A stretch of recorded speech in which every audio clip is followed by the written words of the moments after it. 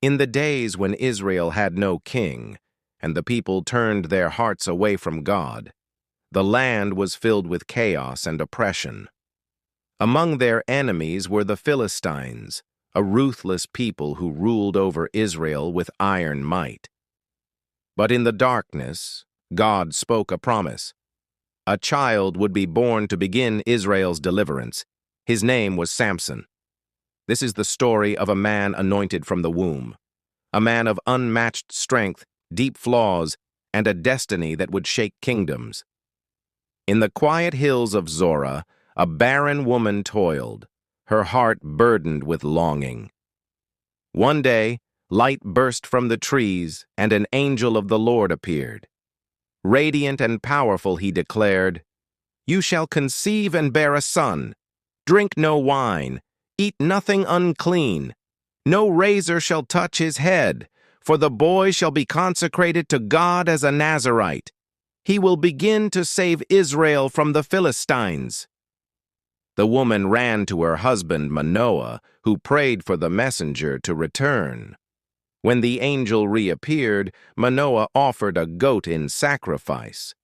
As the flames rose from the altar, the angel ascended in the fire. They fell to their faces in awe, realizing they had seen a messenger of the Lord. In time, the woman gave birth to a son and named him Samson, meaning like the sun. The Spirit of the Lord began to stir within him as he grew into a man. As a young man, Samson journeyed to Timnah, a Philistine town, to take a wife. Though his parents objected, he insisted, "She is right in my eyes." This was God's plan to confront the Philistines. On the journey, a lion leapt from the vineyard. With no weapon, the Spirit of the Lord rushed upon Samson. He tore the beast apart with his bare hands. Later, returning by the same path, he found bees and honey inside the lion's carcass. He ate the honey and shared it, telling no one of its origin. At the wedding feast, surrounded by 30 Philistine men, Samson posed a riddle. Out of the eater came something to eat. Out of the strong came something sweet. Unable to solve it, the men threatened Samson's bride and her family. She wept until he told her the answer. She revealed it, and the men came boasting, "What is sweeter than honey? What is stronger than a lion?"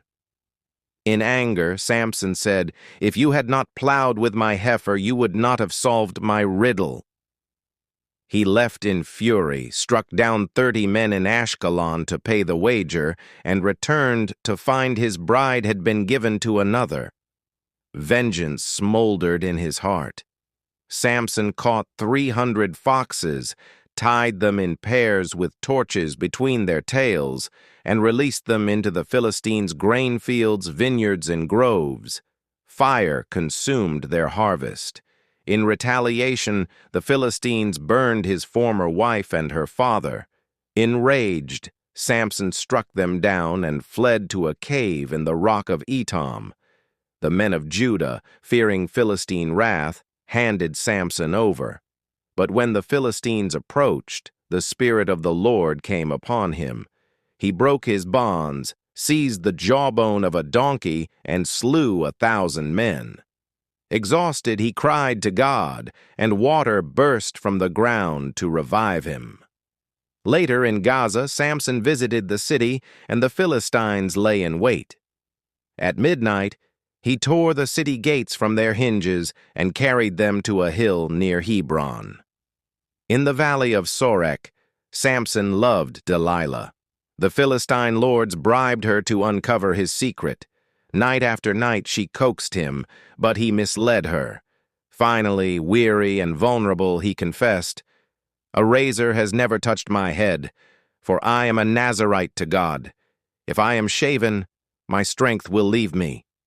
As he slept on her lap, she summoned a servant to shave his 7 locks. The Spirit of the Lord departed. The Philistines seized him, gouged out his eyes, and took him to Gaza in chains. Blinded and broken, Samson was made to grind grain in prison. But his hair began to grow again, a sign of his covenant and God's enduring purpose. During a grand festival in the temple of Dagon, thousands gathered. Samson was brought out to entertain. A servant boy led him to the pillars that held the structure. Samson whispered, "Let me feel the pillars on which the temple rests." He stood between them and prayed, "O Lord God, remember me. Strengthen me once more that I may be avenged." With a mighty cry he pushed. The pillars cracked, the roof collapsed, the temple fell, crushing Samson and thousands of Philistines.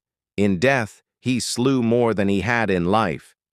So ended the life of Samson, judge of Israel, a man chosen, a man flawed, a man redeemed. His tale echoes through time, a story of power, pride, loss, and divine mercy.